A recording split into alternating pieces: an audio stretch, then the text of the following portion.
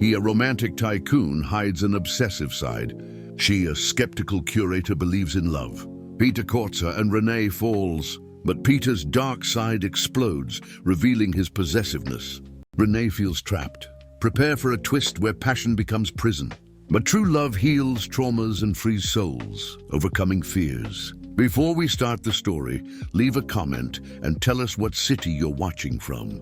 Enjoy the story. The December rain hammered the roof of the small gallery, the singular space, with an almost cruel insistence, as if the sky itself questioned Renee Costa's stubbornness in keeping her dream alive. At 32, she had learned that dreams come at a price, and the overdue rent notice on her desk was the latest proof of that bitter lesson. Renee adjusted her glasses and observed the artwork displayed on the white walls that she herself had painted 3 times to hide the water stains. Each piece represented not only an emerging artist, but a gamble, her bet against a world that preferred the commercial to the authentic, the safe to the revolutionary. Her gallery was an oasis of genuine art in the cultural desert that New York City sometimes became. "One more month like this and I'll have to close," she murmured, running her hand through her brown hair that insisted on escaping her perpetually messy bun. Her cell phone vibrated, another bill reminder. Renee ignored it, preferring to focus on cataloging the works for next week's exhibition, if there was a next week. She had grown up watching her father, a frustrated poet, write passionate love letters to her mother, only to see her leave with another man when Renee turned 15. "Love is a dangerous illusion," she often repeated to herself whenever she felt her heart flutter for a man. Better to keep her distance. Better to focus on work, on art, on things that don't disappear in the middle of the night, leaving only broken promises. Across town, on the top floor of a mirrored building in Manhattan's financial district, Peter Alencar signed contracts that moved millions as if signing a grocery list. At 39, he had transformed a modest inheritance into an empire of sophisticated galleries and boutique hotels that were world-renowned. His office was a private museum, Warhol next to young contemporary artists, Italian-designed furniture sharing space with American craft pieces. "Mr. Alencar," his secretary entered discreetly, "the meeting with the curators from independent galleries begins in 1 hour." Peter nodded without taking his eyes off the report. That meeting was part of a charitable project. He would select small, struggling galleries to receive investments through his foundation. It was his way of giving back to the art world that had given him so much, but also a careful strategy to expand his influence on the New York cultural scene. He stood up, adjusting his impeccable Italian suit, and walked to the panoramic window. Below, the city bustled, oblivious to the invisible currents of power and money that moved it. Peter knew these currents intimately. He had learned early on that losing meant becoming vulnerable, and vulnerability was a luxury he couldn't afford. The trauma still pulsed in his memory. Isabella, his fiancée, lost in an accident that he could have prevented if he had insisted she not travel that rainy weekend. Since then, a morbid need to control, to protect, to never again let slip what was important had settled in his chest like an invisible parasite. The meeting took place in the grand hall of his main gallery, a space where natural light filtered through skylights designed specifically to enhance each exhibited work. Renee arrived 10 minutes late, her hair still damp from the rain, carrying a worn folder containing all the documentation for the singular space.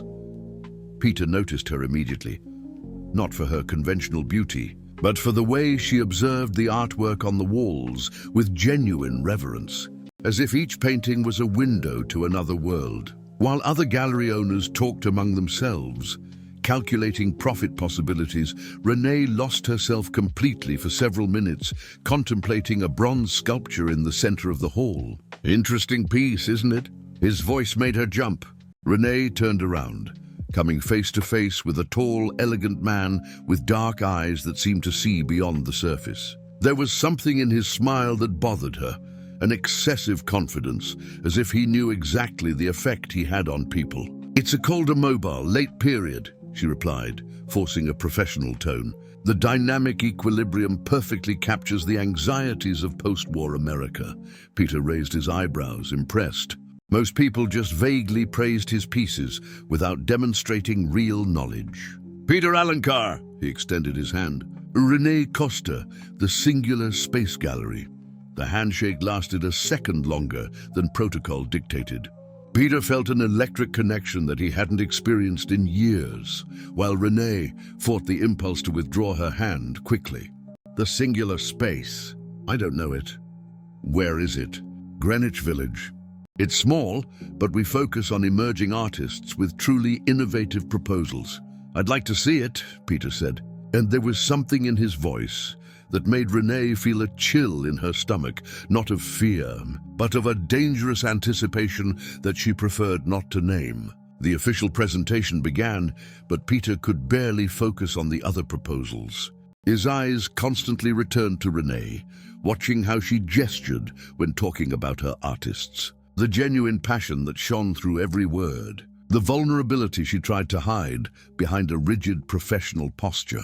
When it was her turn to present, Renee felt all her defenses being tested by Peter's intense gaze. She spoke about democratizing art, about giving a voice to the invisible, about resisting the excessive commercialization of the cultural market. Each word was a declaration of war against everything his world represented, and yet, or perhaps because of it, Peter found himself completely fascinated. 3 days after the meeting, Renee still hadn't received any response about the results of the applications. Anxiety gnawed at her stomach as she obsessively arranged the artwork for the exhibition that might be her last, if funding didn't appear. The sound of the doorbell made her jump. A uniformed delivery man held a bouquet of white orchids, expensive, elegant flowers, nothing like the daisies she bought at the farmer's market when she wanted to brighten up the gallery. René Costa, that's me. The attached card bore impeccable masculine handwriting. For someone who sees art where others see only business. I'd like to visit your gallery today at 6 p.m. if possible. Peter Alencar. Renee felt her heart race and immediately resented her own reaction. Expensive flowers, last-minute invitations, powerful men thinking they could show up whenever they wanted. She knew this song and dance. She had watched her mother waltz to the same tune for years, always waiting, always primping for men who promised much and delivered little. But the rent bill in her drawer weighed more than her pride. At 6:15 p.m., Peter parked his Porsche on the narrow street in Greenwich Village, causing a small stir among the passers-by who weren't used to cars of that caliber around there. He observed the modest facade of the gallery, the peeling paint on the neighboring building, the stark contrast to the world of luxury he was accustomed to. Renee greeted him with studied cordiality, wearing a simple black top that emphasized her green eyes. She had spent an hour getting ready, and another 2 convincing herself that she wasn't getting ready for him. Sorry I'm late, Peter said, handing her a bottle of French wine that cost more than the gallery's monthly rent. The traffic was impossible. I imagine it's different from your usual world, Renee commented, accepting the wine with a smile that didn't reach her eyes. Peter caught the subtlety of the provocation and smiled back. You don't have a very high opinion of my world, do you? I don't know your world. I just know it operates by very different rules than mine. They walked through the gallery, Peter observing each piece with genuine attention. Renee was surprised by his knowledge. Peter not only recognized techniques and influences, but asked intelligent questions about the curatorial choices, about the artist's creative process, about the difficulties of exhibiting contemporary art in a conservative market. This one is extraordinary.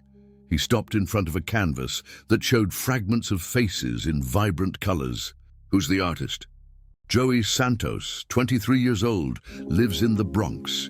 He works as a busboy during the day and paints at night. This is the first time he's exhibited, and you bet on him. I bet on his truth. Art shouldn't be a privilege for those born with a silver spoon. Peter turned to her, and Renee felt again that intensity in his gaze that made her uncomfortable. You see me as the enemy, don't you? The question caught her off guard. I don't. You do. Rich spoiled, buying art like buying stocks on Wall Street. Isn't it true? Partially, Peter admitted, taking a step closer. But you're judging me without knowing me, just as I could judge you as an idealist who prefers bankruptcy to prosperity.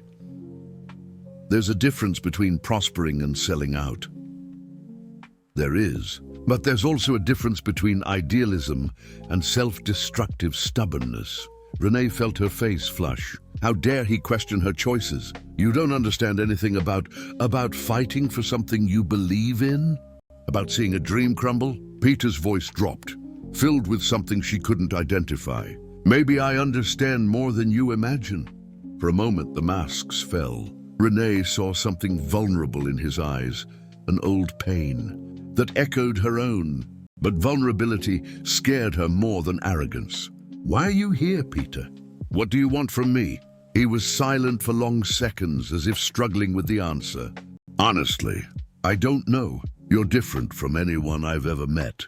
You don't want anything from me. You're not impressed by what I have. You challenge me with every sentence. It's refreshing. Refreshing, Renee repeated with irony, like an iced drink on a hot day. Something to consume and discard. That's not what I meant. That's exactly what you meant. I'm the exotic object that temporarily sparks your curiosity. Peter took another step, further reducing the distance between them. You're wrong. The air grew heavy, charged with a tension that neither was willing to name. Renee smelled his cologne, masculine and expensive, felt the heat emanating from his body, and had to make a conscious effort not to back away. I need to close the gallery, she said, her voice hoarser than she would have liked. Of course. Peter stepped back, but his eyes didn't leave hers. Can I take you to dinner? No. Why not? Because we're from different worlds. Because you're a client and I need to maintain professionalism. Because I don't mix business with my personal life. What if it weren't business? The question hung in the air like a loaded bomb. Renee felt her heart race dangerously. It's always business with men like you. Peter smiled, but there was sadness in the smile. Men like me. You really have me categorized, don't you? He headed for the door, but stopped at the last moment. By the way, your gallery was approved for the funding program. You'll receive the official documents tomorrow. Renee stood frozen. What do you mean? $50,000 interest-free to pay off debts and for working capital, plus $15,000 for improvements to the space. Wait, was this decided before you came here? It was. Then why did you come? Peter looked at her with that unsettling intensity. Because some decisions we make with our heads, and others, he paused, others we can't explain. He left, leaving Renee alone with his cologne still in the air. The white orchids beginning to scent the room, and a feeling that her life had just taken a completely new and potentially dangerous direction. Her cell phone rang, a message from him. Opening of my new gallery next Friday. Need an independent curator to evaluate the collection. Interested. Renee looked at the message for 5 full minutes. She knew she should refuse. She knew that Peter Alencar represented exactly the type of complication she had always avoided. She knew that men like him saw women like her as temporary conquests. But she also knew she had no choice, professionally or, she admitted reluctantly, personally. What's the consulting fee? She typed back. The answer came instantly. Enough so you don't have to worry about money for the next 6 months, and maybe discover that your prejudices about me are wrong. Renee sighed, knowing she was about to make a mistake. But some mistakes were irresistible. I accept, but it's just work, of course, just work. Peter's gallery on Fifth Avenue was a cathedral of glass and steel, where each piece seemed to float on pedestals illuminated with surgical precision. Renee arrived on Friday morning, 2 hours before the opening, carrying a notepad and an ironclad determination to keep everything strictly professional. Peter was waiting for her, dressed in a navy cashmere sweater that cost more than her car, but it was the genuine smile that threw her off balance. Not the calculated smile of the businessman, but something more intimate, as if her presence was an unexpected gift. punctual, he commented, approaching her. I like that. Basic professionalism, Renee replied, but felt her face warm when he lightly kissed her cheek in greeting. The gesture was casual, typical of the art world, but the way his lips lingered for an extra second didn't go unnoticed. They walked through the gallery, Peter explaining the curatorial choices, Renee taking technical notes. The collection was impressive, a balanced mix of established masters and emerging artists, American and international, classic and contemporary. But it was when they reached the back of the gallery that Renee stopped, speechless. My God, she whispered, observing a medium-sized canvas hanging in a prominent position. It's an original Stella from his Protractor series. 1960, Peter confirmed proudly. I acquired it at an auction in London last year. It must have cost a fortune. $2 million, Renee almost choked. You could have bought 10 galleries like mine with that money.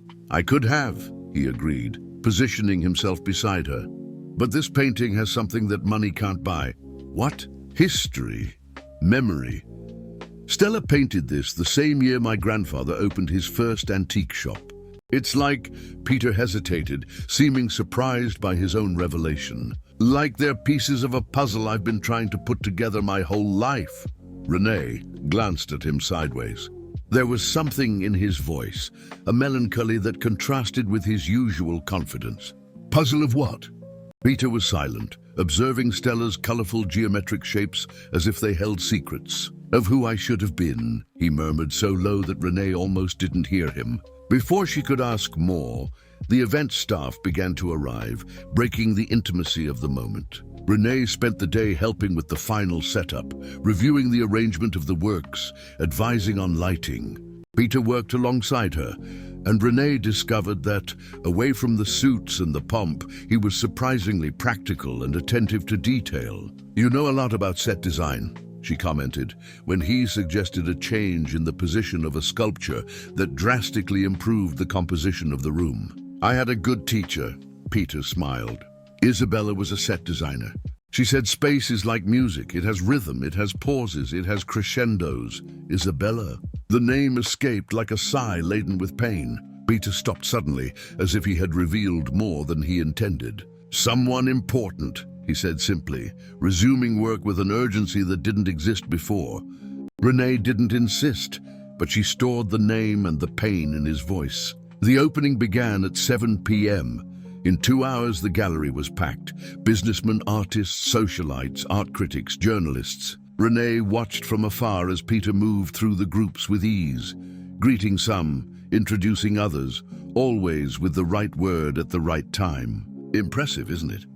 A female voice beside her made her turn. It was Helen Montero, art critic for the city's leading newspaper, an elegant lady in her late 60s. The collection is excellent, Renee agreed. I'm not referring to the works. I'm referring to him, Helen indicated Peter with her chin. Peter Alencar can make an art party seem like a gala event, and a gala event seem intimate. It's a rare talent. He seems to know everyone. He does. But have you noticed that he doesn't really connect with anyone? He observes, charms, seduces when necessary, but keeps his distance, always. Renee frowned. Always? Since the tragedy with Isabella. Poor thing, Helen sighed. They were going to get married, you know? She died 3 weeks before the wedding. Car accident on a mountain road in upstate New York. Peter has never been the same. Renee's stomach clenched. Suddenly his melancholy, the comment about who he should have been, the way he approached and retreated simultaneously, it all made sense. When did this happen? 6 years ago. Peter shut down completely. Work, work, work. Some women have passed through his life, of course, but nothing serious. Nothing that lasted more than a few months. And now, Helen smiled mischievously. Now he's been looking at you for 15 minutes, completely ignoring the conversation with the mayor. Renee turned instinctively and met Peter's gaze from across the room. Even from a distance, even surrounded by important people, his eyes were fixed on her with an intensity that made her heart race. He excused himself from the group and walked to her, ignoring greetings along the way. How's it going for you? he asked when he got close enough that only she could hear. Different from my usual world, she echoed his words from their first meeting. Peter smiled. Touché. Want to get out of here? I can't abandon your event. It's my event. I can do whatever I want. And what do you want? The question came out more laden with innuendo than Renee intended. Peter looked at her with that unsettling intensity, as if he were weighing words he shouldn't say. I want to get to know you for real. Not the curator, not the gallery owner, not the woman who challenges me professionally. I want to know the Renee who hides behind all that armor. I don't wear armor. You do. And I understand why. They wear mine too. They stared at each other for long seconds, aware that they were about to cross a line that shouldn't be crossed. A walk, Peter suggested. Just that. Down Fifth Avenue, no commitment, no ulterior motive. Renee knew he was lying, to her and to himself. But she nodded anyway.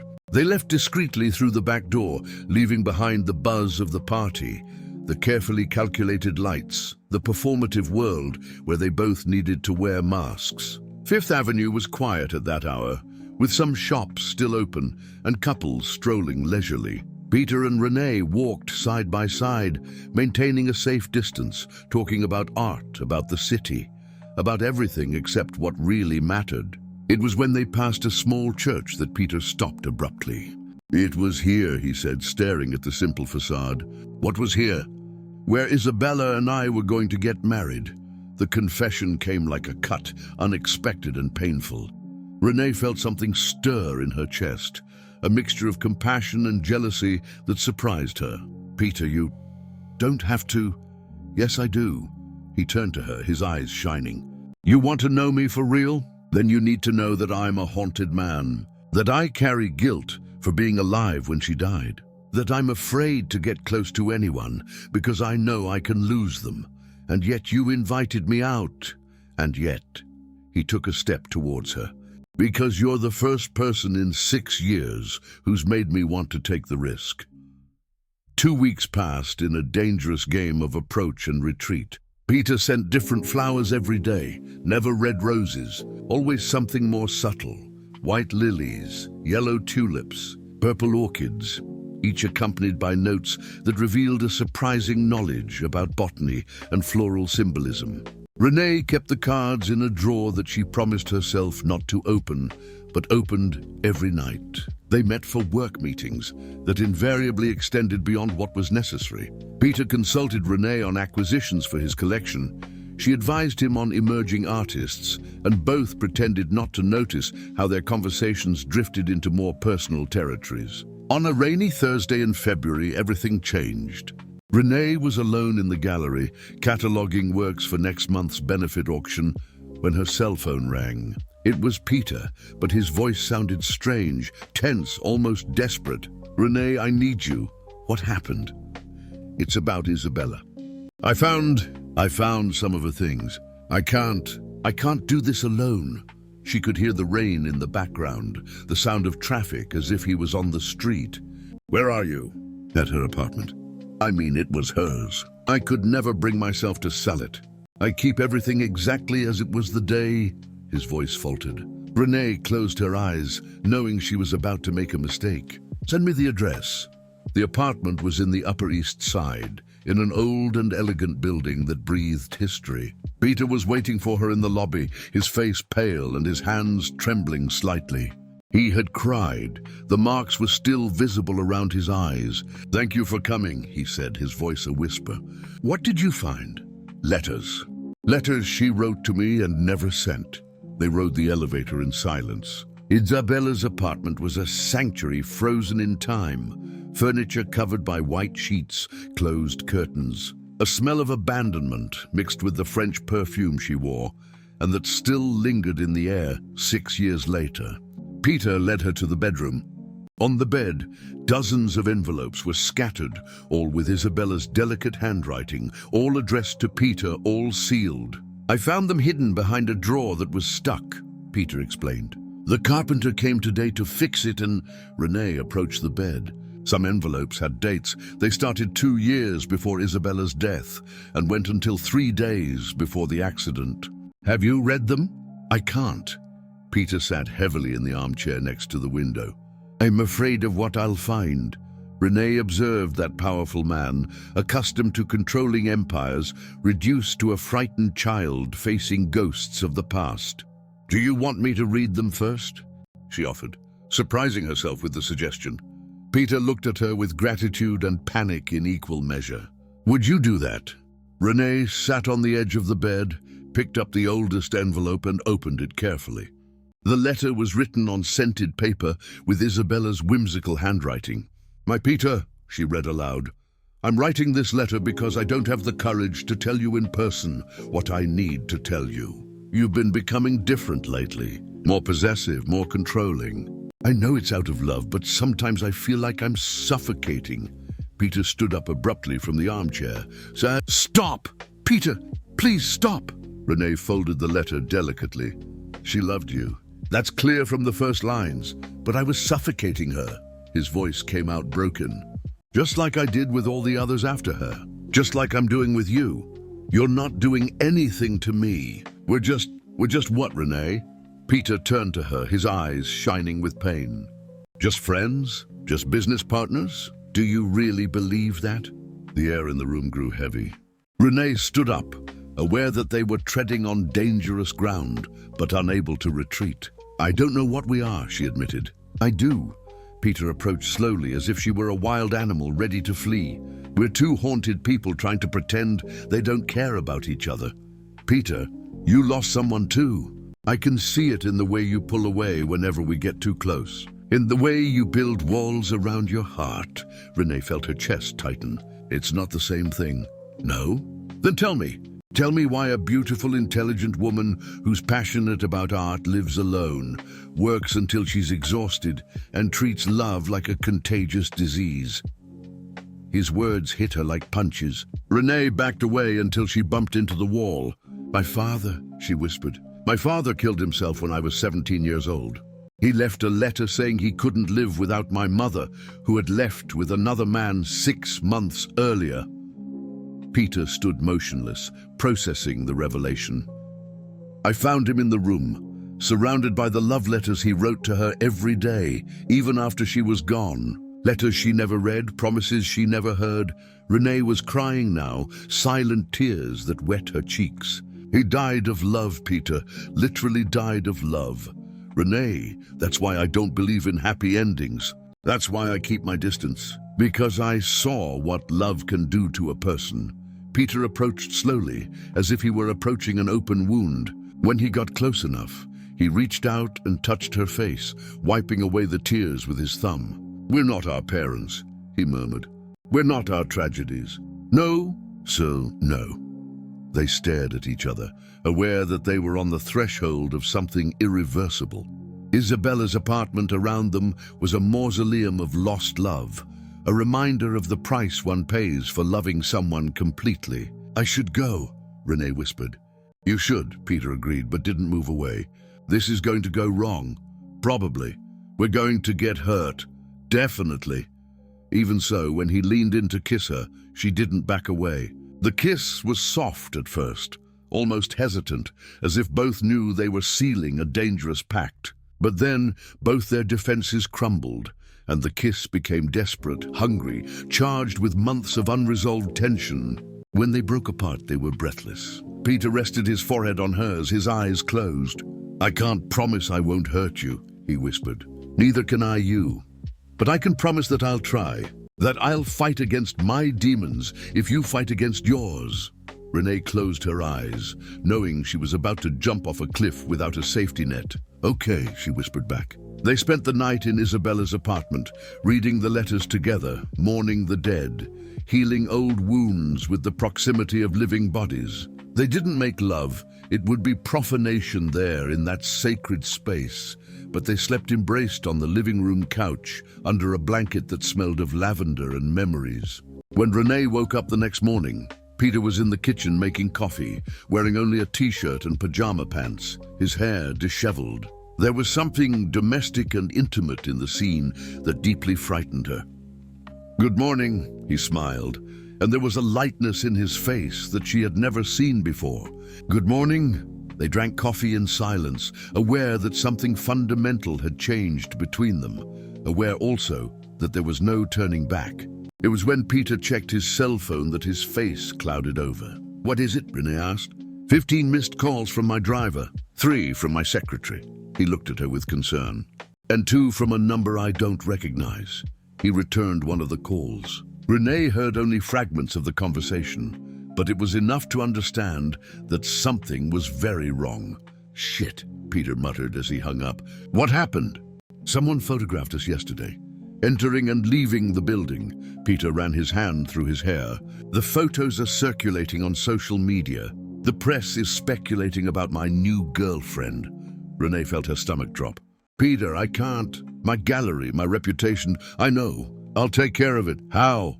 He looked at her with an expression she couldn't decipher. "I don't know yet, but I'll protect you, Renee, whatever it takes."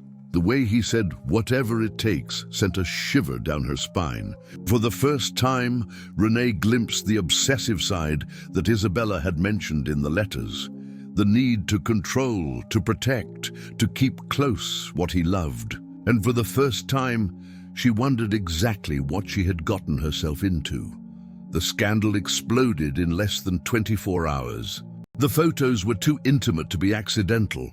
Peter and Renee entering Isabella's building together, him with his protective arm around her, the two leaving the next morning with rumpled clothes and expressions of those who had shared much more than a conversation. The angle, the lighting, the quality, it was professional work. Tycoon Has New Muse blared the cover of the city's most read gossip magazine. Peter Alencar spends the night with unknown curator in dead ex-fiancé's apartment. Renee discovered the article when she arrived at the gallery on Monday morning and found 3 journalists at the door. Microphones in hand, cameras pointed. "Ms. Costa, is it true that Mr. Alencar is bankrolling you financially in exchange for sexual favors? How do you feel about being called a gold digger on social media? Is it true that you had sex in the apartment where his fiancée, who died?" Renee ran inside the gallery, locking the door, but the questions continued to be shouted from outside. Her cell phone wouldn't stop ringing. Unknown numbers, probably more journalists. When she finally answered a call from Peter, her hands were shaking. "Renee, where are you?" "At the gallery." "Peter, there are journalists here. They're saying horrible things." "Don't talk to anyone. I'm sending my lawyer and my security team now." "Your security team?" "Peter, this is turning into a circus." "It'll pass. I promise it'll pass." But it didn't pass. Throughout the week, new details were being leaked to the press. Information that only someone very close could know. The exact amount of funding that Peter had given to Renee's gallery. Details about their meetings. Even the fact that Peter had sent flowers every day. The worst came on Friday. A full report on Renee's past, including intimate details about her father's suicide, her mother's departure, her sparse love life. Someone had talked to old neighbors, college colleagues, ex-boyfriends. Troubled curator, the dark past of Peter Alencar's new flame. Renee read the article with growing horror. Each paragraph was a violation, each detail a stab in the back. They painted a cruel portrait, an ambitious and calculating woman who used personal trauma to manipulate rich men, an opportunist who had seduced Peter at his most vulnerable moment. It was when her phone rang with an unknown number that she decided to answer. "Miss Costa?" The voice was male, polite, but there was something sinister in the tone. "Who is this?" "Someone who can help you solve this embarrassing problem." Renee felt a chill down her spine. "What problem?" "The articles, the photos, all this unnecessary exposure. I can make it all disappear. In exchange for what?" "A conversation. Today, at 6 p.m. at the coffee shop in the Plaza Hotel. Come alone. I'm not going to..." "Yes, you are, honey. Because if you don't come, tomorrow all of New York will know much more intimate details about your night in the deceased Isabella's apartment. Details that no camera captured, but that someone very close witnessed." The line went dead. Renee stared at the cell phone, her heart racing. Who the hell was doing this? And how did they know details about that night? She called Peter immediately. Someone called me. They're blackmailing me. Blackmailing you how? Renee told him about the call. She could hear Peter breathing heavily on the other end. Don't go to that meeting, Peter. They know things. Things that only someone who was there could know. That's impossible. There was no one else in the building. Are you sure? Long silence. Very long. Peter. Renee, I need to tell you something. His tone sent waves of panic through her body. What? The apartment has security cameras? Isabella installed them because she had problems with an ex who was stalking her. I never turned them off. Renee felt the world spin. You mean that everything was recorded? Our conversation, the kiss, us sleeping together. Oh my God, Peter! She screamed, not caring if the journalists outside heard. How could you not tell me this? I forgot. I swear I forgot. It's been 6 years since anyone accessed those recordings. But someone accessed them now, didn't they? Someone has the images. I'm going to find out who it is. I'm going to sue. I'm going to destroy whoever it is. No, Peter. Renee sat heavily in the chair behind the desk. You're going to let me handle this? No way. It's not your choice. Her voice was strangely calm now. This is about me, about my life, my reputation. I'm going to the meeting. Renee, it could be so more dangerous than having intimate videos leaked to the entire city. Peter was silent. Besides, Renee continued, a bitterness growing in her voice, you've already done enough. Your protections, your money, your solutions for everything, look where they've brought us. Renee, please. No, I need some time to think. And you need to find out who the hell has access to your private life. She hung up before he could answer. At 5:45 p.m., Renee was at the coffee shop in the Plaza Hotel, nervous but determined. The place was full of executives having after-work drinks, tourists planning tours, couples on romantic dates. A normalcy that brutally contrasted with the surreal situation she found herself in. An elegant man, about 50 years old, approached the table where she was waiting. Ms. Costa, I'm Richard Mendez. He sat down uninvited, ordered a whiskey from the waiter and smiled with a cordiality that didn't reach his eyes. Who are you? Renee asked directly. A minority partner in some of Peter's companies. Also his second cousin, although he prefers to forget about the poor relatives in the family. What do you want? Richard laughed, but there was no humor in the laughter. I want you to stay away from my cousin. Why? Richard laughed, but there was no humor in the laugh. Because Peter has a little problem with obsession, honey. Ever heard of Isabella? I know who she was. Do you really? Do you know that in the last months before her death, she was desperate to escape him? That she even sought out lawyers specializing in stalking? Renee felt her blood run cold. You're lying. I have documents. Recordings of her phone conversations with lawyers. Emails asking friends for help. Richard leaned forward. Didn't Peter tell you that in the 3 months before the accident, he had hired private investigators to follow Isabella? That he knew her every move? That's not true. The trip where she died, she wasn't going sightseeing, honey. She was running away from him, trying to get to a friend's apartment in the Hamptons to hide. The words hit Renee like punches to the stomach. Why are you telling me this? Because you're too close to the truth. Peter has fallen for you in the same sick way he fell for Isabella. Have you noticed how he always knows where you are? How he shows up at your gallery unannounced? How your flowers always arrive at the exact time you open the gallery? Renee had noticed, and she had always found it romantic. What do you want in exchange for your silence? That you end the relationship publicly. That you declare that it was all a misunderstanding, that you're just professional partners, and that you accept a generous sum to start a new life in another city. And if I don't accept, Richard smiled coldly, then tomorrow all of New York will see intimate videos of you with Peter in the apartment where his ex-fiancée died. And along with the videos, I'll release documents proving that Isabella was running away from him when she died. Imagine the scandal. Tycoon's stalked fiancée who died trying to escape him now repeats pattern with new victim. Renee was silent, processing the blackmail. How long do I have to decide? Until tomorrow at noon. Richard stood up, left a folder on the table and a card with his phone number. In the folder is proof of everything I told you, and also a very generous confidentiality agreement. When he left, Renee was alone with the folder, knowing that her life had just become complicated in a way she never imagined possible. And for the first time since she had met Peter, she wondered if she wasn't being stalked by the man she was falling in love with. Renee spent the night sleepless, flipping through the documents that Richard had left. Each page was a revelation more disturbing than the last. Reports from private investigators detailing Isabella's routine, minute by minute. Photographs of her talking to lawyers. Desperate emails to friends. He won't let me breathe. He knows where I am all the time. I'm afraid this is going to end badly. The most shocking thing was an audio recording of Isabella on the phone with a friend 3 days before the accident.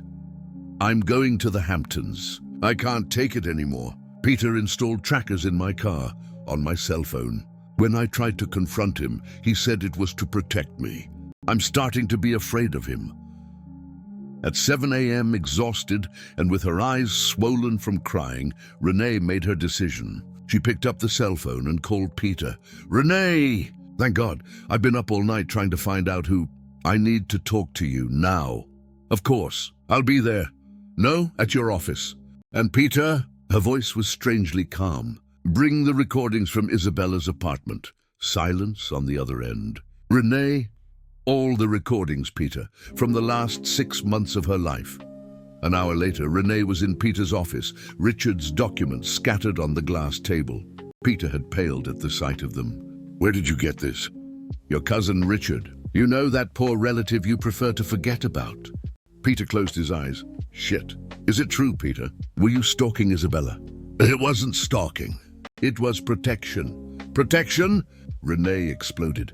Trackers, private investigators, 24-hour monitoring. That's stalking.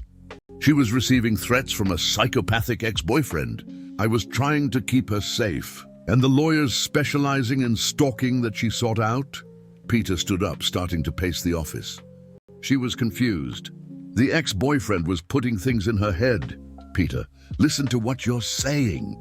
You're doing exactly what all stalkers do, rationalizing, blaming others, painting yourself as the victim. I'm not a stalker, he yelled, slamming his fist on the table. The sound echoed through the office. Renee recoiled instinctively, and Peter noticed the movement. His eyes widened, as if he was seeing himself from the outside for the first time. My God, he whispered. You're afraid of me. I am, Renee admitted, her voice trembling. Because everything Isabella said in those emails, you're doing to me. The flowers that arrive exactly when I open the gallery, you're monitoring. Your casual appearances at my gallery. How you always know where I am. Peter sat heavily in the chair, his face in his hands. It's not like that. With you, it's different. It's exactly like that. And you know what scares me the most? Is that I was liking it. I was feeling special, cared for, loved. Tears ran down her face. May God, I was falling in love with a stalker. Renee, please, where are the recordings? Peter pointed to an external hard drive on the table. They're all there. From the last 2 years. 2 years. Peter, you dated for only 1 year. He was silent, and the silence was more revealing than any confession. You were spying on her even before you officially met, Renee said, her voice filled with horror. How did you meet me, Peter? Where did you see me for the first time? Renee, where? At your gallery. 3 months before the funding meeting, I passed by chance and saw you through the window, talking passionately about a work to a client. I came back the next day, and the next, and you spied on me for 3 months before creating an excuse to meet me. Renee stood up, trembling. The funding was never about helping independent galleries, was it? In the beginning it was. But when I saw you on the list of candidates, you manipulated the process to have an excuse to meet me. Peter didn't deny it. Renee grabbed the hard drive and headed for the door. Where are you going? To give this back to your cousin. Along with my answer. What answer? She turned, and Peter saw in her eyes a coldness that terrified him. I'm going to accept his offer. I'm going to stay away from you. publicly declare that it was all a misunderstanding and start my life far away from here. Renee, no. And you know why? Because you were right about one thing. We're two haunted people, but I'm haunted by ghosts of the past. You're haunted by a sick obsession that kills the people you love. I can change. I can go to therapy. Isabella believed that too. Renee opened the door and died trying to escape you. She wasn't running away. The accident was a direct consequence of your obsession. She was desperate, driving at night on a dangerous road because she was afraid of you. Peter stood up, desperate. Renee, I love you. No, you possess me. There's a difference. Please, don't leave me. I can't lose you too. The plea in his voice almost broke her determination. Almost. You already lost me the moment you decided to spy on me instead of simply getting to know me. 3 hours later, Renee was in the same coffee shop where she had met Richard, signing the confidentiality agreement. He had smiled with satisfaction when she handed over the hard drive. Smart decision. The money will be in your account tomorrow. I don't want the money. What do you mean? I'll keep your dirty money. I just want you to destroy the recordings and keep the documents about Isabella secret.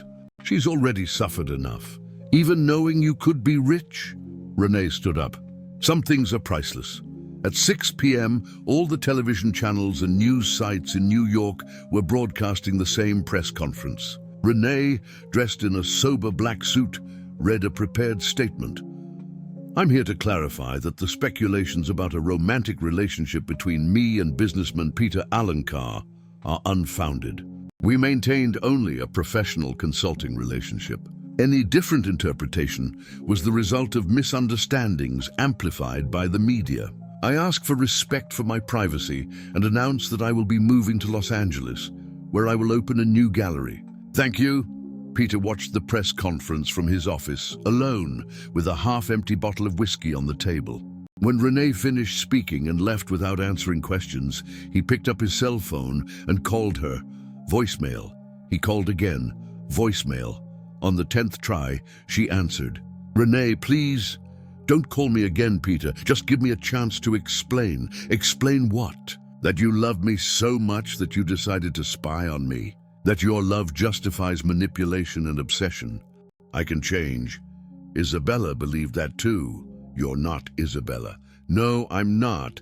Because unlike her, I'm leaving before it's too late. The line went dead. Peter called again. The number no longer existed. The next morning, when he passed by Renee's gallery, it was closed. A sign on the door read, "Permanently closed." Renee had disappeared from his life as completely as she had entered it. And for the first time, Peter understood viscerally what it meant to lose someone not by accident or death, but by his own actions. He understood that he had become exactly what he most feared, the one responsible for the escape of the one he loved. Alone in Isabella's apartment that night, surrounded by the letters she had never sent and the recordings he had finally destroyed, Peter Alencar finally understood that his love was, in fact, a prison, and that this time, unlike Isabella, Renee had managed to escape in time. 6 months later, Renee had rebuilt her life in Los Angeles. The new gallery, Rebirth, occupied a restored house in Silver Lake overlooking the city and a growing clientele of local collectors. She had managed to bring some of the artists from New York and discovered new LA talents. Life was finally finding a healthy rhythm. It was on a Thursday afternoon, while preparing an exhibition on urban art, that her world collapsed again. Renee Costa? The woman at the gallery door was elegant, about 40 years old, with blonde hair and sad eyes. My name is Carla Mendez. I'm the widow of Roberto Mendez. The surname made Renee freeze. Mendez, you're Richard Mendez's sister-in-law. I really need to talk to you. Renee hesitated, but something in the desperation of the woman's voice made her open the door completely. Coffee? She offered, leading Carla to the small office in the back of the gallery.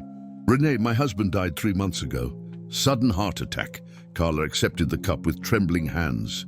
But before he died, he told me something that doesn't let me sleep. What? About you. About Peter. About what Richard did.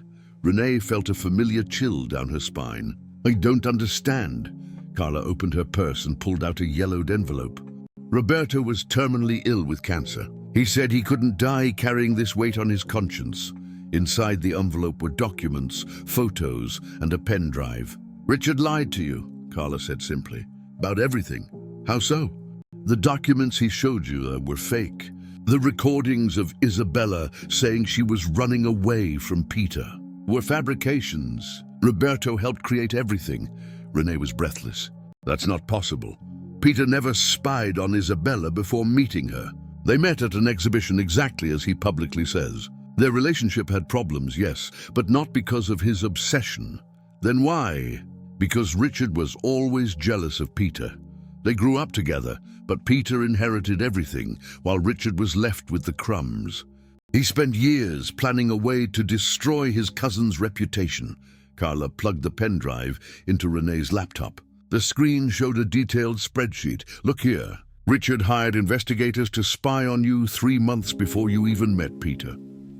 He was silent, and the silence was more revealing than any confession. You were spying on her even before you officially met, Renee said, her voice loaded with horror. How did you meet me, Peter? Where did you see me for the first time? Renee, where? At your gallery. 3 months before the funding meeting, I passed by chance and saw you through the window, talking passionately about a work to a client. I came back the next day, and the next, and you spied on me for 3 months before creating an excuse to meet me. Renee stood up, trembling. The funding was never about helping independent galleries, was it? In the beginning, it was. But when I saw you on the list of candidates, you manipulated the process to have an excuse to meet me. Peter didn't deny it. Renee grabbed the hard drive and headed for the door. Where are you going? To give this back to your cousin. Along with my answer. What answer? She turned, and Peter saw in her eyes a coldness that terrified him. I'm going to accept his offer.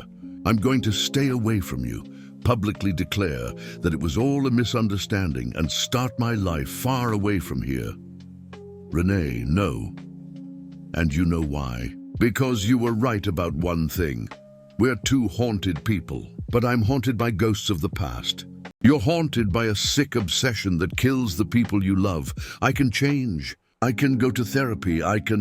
Isabella believed that too. Renee opened the door and died trying to escape you. She wasn't running away. The accident was a direct consequence of your obsession. She was desperate, driving at night on a dangerous road because she was afraid of you. Peter stood up, desperate. Renee, I love you. No, you possess me. There's a difference. Please, don't leave me. I can't lose you too. The plea in his voice almost broke her determination. Almost. You already lost me the moment you decided to spy on me instead of simply getting to know me. 3 hours later, Renee was in the same coffee shop where she had met Richard, signing the confidentiality agreement. He had smiled with satisfaction when she handed over the hard drive. Smart decision. The money will be in your account tomorrow. I don't want the money. What do you mean? Keep your dirty money. I just want you to destroy the recordings and keep the documents about Isabella's secret. She's already suffered enough. Even knowing you could be rich? Renee stood up. Some things are priceless. At 6 p.m. all the television channels and news sites in New York were broadcasting the same press conference. Renee, dressed in a sober black suit, read a prepared statement. I am here to clarify that the speculations about a romantic relationship between myself and businessman Peter Alencar are unfounded. We maintained only a professional consulting relationship. Any different interpretation was the result of misunderstandings amplified by the media. I ask for respect for my privacy and announce that I will be moving to San Francisco, where I will open a new gallery. Thank you. Peter watched the press conference from his office, alone, with a half-empty bottle of whiskey on the table. When Renee finished speaking and left without answering questions, he picked up his cell phone and called her. Voicemail. He called again. Voicemail. On the 10th try, she answered. "Renee, please, don't call me again, Peter. Just give me a chance to explain." "Explain what? That you loved me so much that you decided to spy on me? That your love justifies manipulation and obsession?" "I can change." Isabella believed that too. "You're not Isabella." "No, I'm not. Because unlike her, I'm leaving before it's too late." The line went dead. Peter called again. The number no longer existed. The next morning, when he passed by Renee's gallery, it was closed. A sign on the door read, "Permanently closed." Renee had disappeared from his life as completely as she had entered it. And for the first time, Peter understood viscerally what it meant to lose someone, not by accident or death, but by his own actions. He understood that he had become exactly what he most feared, the one responsible for the escape of the one he loved. Alone in Isabella's apartment that night, surrounded by the letters she had never sent and the recordings he had finally destroyed, Peter Alencar finally understood that his love was, in fact, a prison, and that this time, unlike Isabella, Renee had managed to escape in time. 6 months later, Renee had rebuilt her life in San Francisco. The new gallery, Rebirth, occupied a restored Victorian house in Hayes Valley, overlooking the city and a growing clientele of local collectors. She had managed to bring some of the artists from New York and discovered new Bay Area talents. Life was finally finding a healthy rhythm. It was on a Thursday afternoon, while preparing an exhibition on urban art, that her world collapsed again. "Renee Costa?"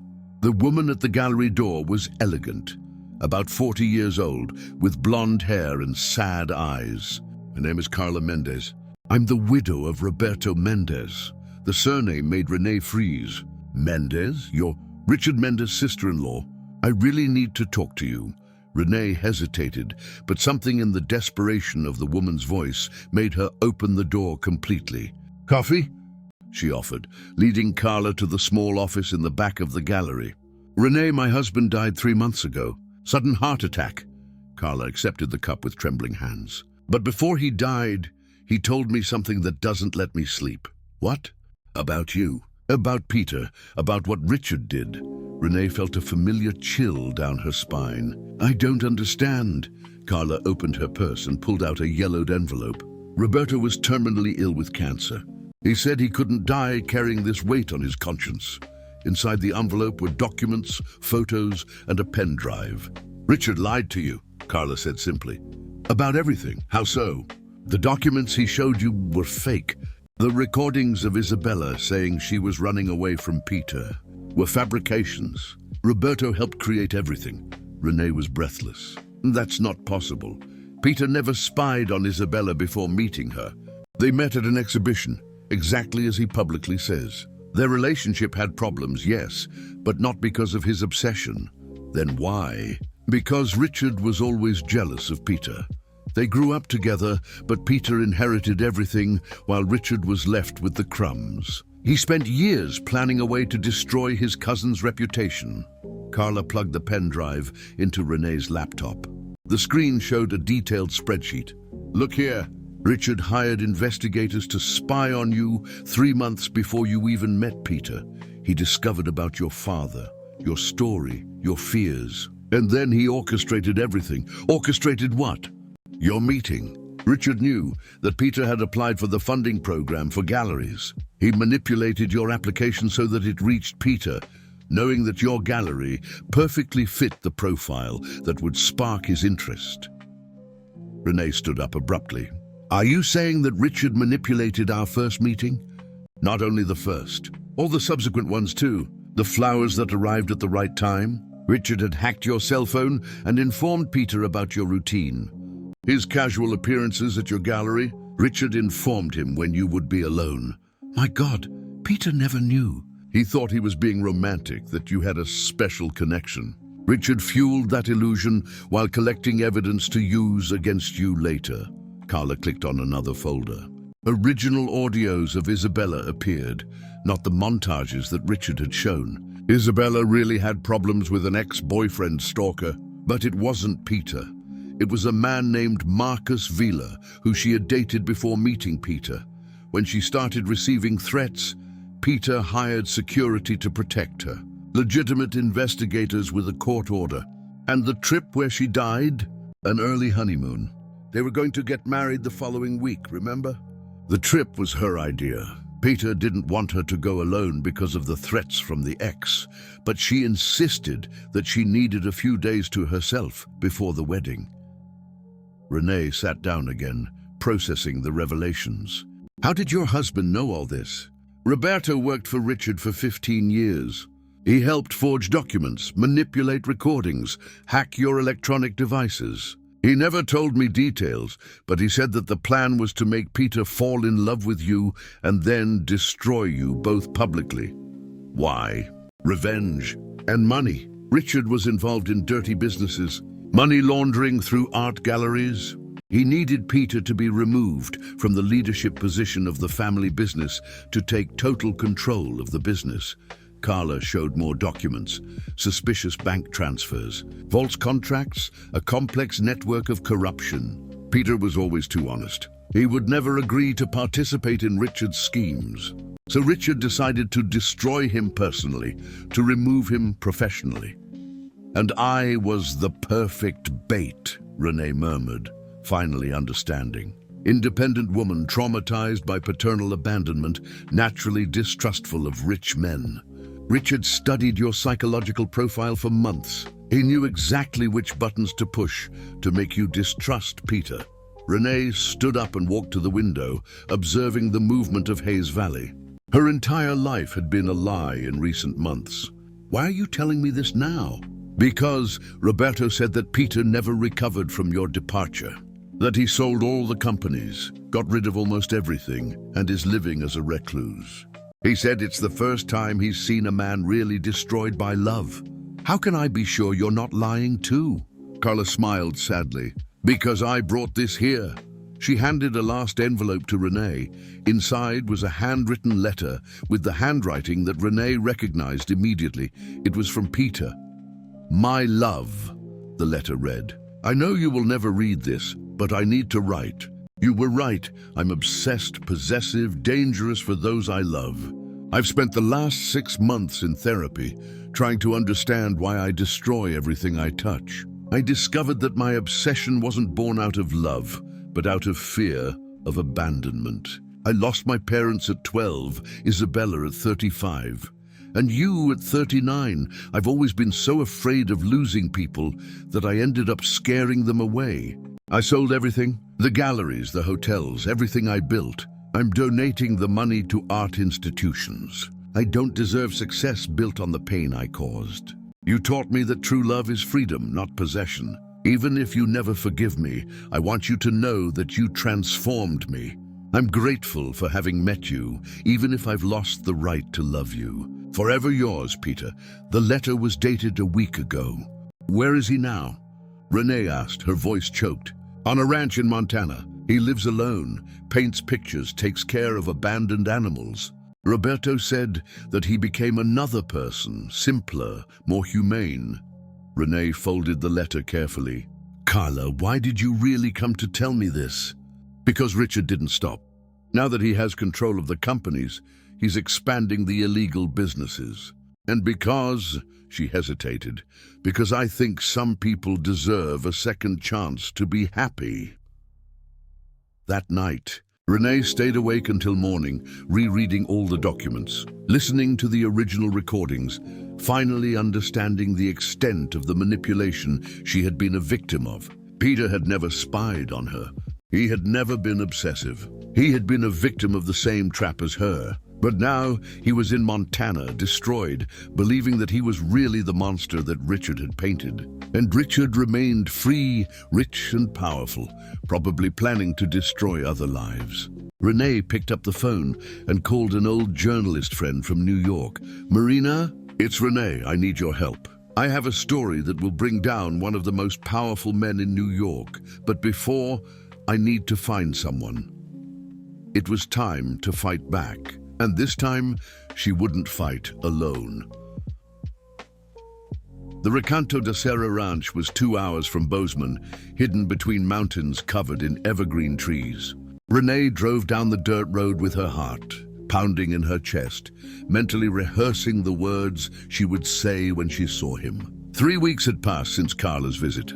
3 weeks of intense investigation with Marina, gathering evidence against Richard, preparing the biggest exposé of the decade. But before exposing everything publicly, she needed to find Peter. The house was simple, a wood and stone construction that seemed to have sprung from the mountain itself. There was an attached studio with large glass windows, and through them, Renee could see canvases scattered on the walls. Stray dogs ran towards her when she got out of the car, barking gleefully. A familiar voice shouted from the yard, "Bruce, Frida, here!" And then Peter appeared. Renee almost didn't recognize him. The impeccably dressed man had disappeared. In his place was someone with a stubble, longer hair, wearing a worn flannel shirt and worn jeans. There was dirt under his nails and dry paint on his arms. When he saw her, Peter froze in the middle of the yard, as if he was seeing a ghost. "Renee!" She approached slowly, observing how he had changed. Thinner, with deep circles under his eyes, but there was something different in his eyes, a piece she had never seen before. "Hi, Peter. How did you find me?" "That doesn't matter now." She stopped a few feet from him, suddenly insecure. "I need to talk to you." Peter ran his hand through his hair, a nervous gesture she remembered well. "Renee, if you came here to give me an ultimatum or something, you can save your time. I already got the message." "What message?" "That I'm a monster. That I deserve to be alone. That I destroyed the only good thing that happened in my life." The pain in his voice broke her heart. "Peter, you're not a monster." He laughed bitterly. "Of course I am. I spied on you for months, manipulated our relationship, did exactly what I did with Isabella." "No." Renee pulled out the envelope with the documents from her bag. "You didn't do any of that. What do you mean?" "Sit here with me. I have a lot to tell you." They sat on the porch of the house, and Renee told him everything. Every lie of Richard's, every manipulation, every forged document. Peter listened in silence, his face going through a range of expressions: confusion, anger, disbelief. "You're saying that Richard orchestrated everything?" "From the beginning. He wanted to destroy you, to take control of the companies, and he used both of us as pawns." Peter stood up abruptly, starting to pace. "But I did spy on you, Renee. The flowers, the appearances at the gallery. You were being fed false information. You thought it was intuition, special connection, romanticism. Richard manipulated everything to seem natural. And Isabella never ran away from you. Her ex-boyfriend was the stalker. You protected her, exactly as you thought you were doing." Peter stopped walking and leaned on the porch railing, processing the revelations. 6 months, he murmured. 6 months believing I was a monster, and I believed it too. That's why I didn't come sooner. How did you find out the truth? Renee told him about Carla, about the letter he had written, about the investigation with Marina. "Peter, there's one thing I need to show you." She took out the tablet and opened a news page. The headline screamed, "Businessman Richard Mendes arrested for money laundering and racketeering." Marina published the article yesterday, with all the evidence that Carla brought, plus investigations we did. Richard was arrested along with 12 accomplices. The money laundering scheme moved more than 50 million in the last 5 years. Peter read the article in silence, his expression hardening. "Son of a bitch," he muttered. "He destroyed our lives for money." "No," Renee said firmly. "He tried to destroy our lives. He didn't succeed." Peter looked at her, and for the first time there was hope in his eyes. "Renee, even knowing the truth, how can you forgive me? I was still possessive with you. I still tried to control. Because I understood something in those 6 months away from you." She approached, taking his hands. "That the difference between love and obsession isn't in the intensity, but in the intention. You never wanted to trap me. You wanted to protect me, to love me, to care for me. The fear of losing me made you act wrong, but the intention was always love. What if I do it again? What if my therapy wasn't enough? Renee smiled. Then we work on it together. Because true love isn't perfection, Peter. It's choosing to fight together against your own demons. Peter approached slowly, as if he still didn't believe she was really there. Renee, are you sure? Because if you give me this second chance, I won't waste it. Never again. I'm sure. He kissed her then, and it was different from the desperate kiss in Isabella's apartment. It was soft, affectionate, filled with promises and new beginnings. When they broke apart, Peter rested his forehead on hers. I love you, he whispered. In a way I didn't know it was possible to love someone. I love you too. In the way I've always been afraid to love someone. And now we learn together. We learn that loving isn't being afraid of losing, but having the courage to trust. 6 months later, the gallery, Rebirth and Reframe, occupied a spacious and luminous space in downtown San Francisco. The result of a partnership between Renee and Peter. She took care of the curatorship and the relationship with emerging artists. He applied his experience in management and fundraising. But the big difference was in the way they worked together. Peter had learned to ask instead of assume, to respect her independence instead of trying to protect her from everything. Renee had learned to trust, to share responsibilities, to accept care without seeing manipulation. At the opening of the exhibition, Reconstructed Loves, a collective of artists who had overcome personal traumas, they stood side by side, receiving the guests. Peter Alencar. Helen Montero, the art critic, approached with a radiant smile. What a transformation. You look happy. Peter looked at Renee, who was talking animatedly with a young artist about painting techniques. I am happy, Helen. For the first time in a long time, I'm genuinely happy. And Ms. Costa. She's the bravest woman I know.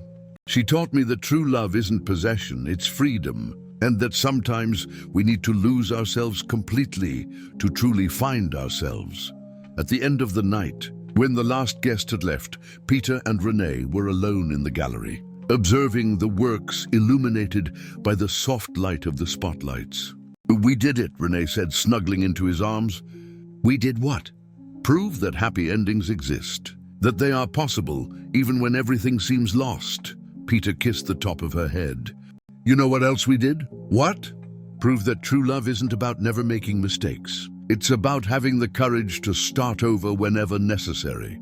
They stood there embraced, surrounded by art that spoke of pain, transformed into beauty, of scars that became strength, of loves that survived their own imperfections. And for the first time in their lives, both Peter and Renee understood that they had found not only love, but the truest version of themselves.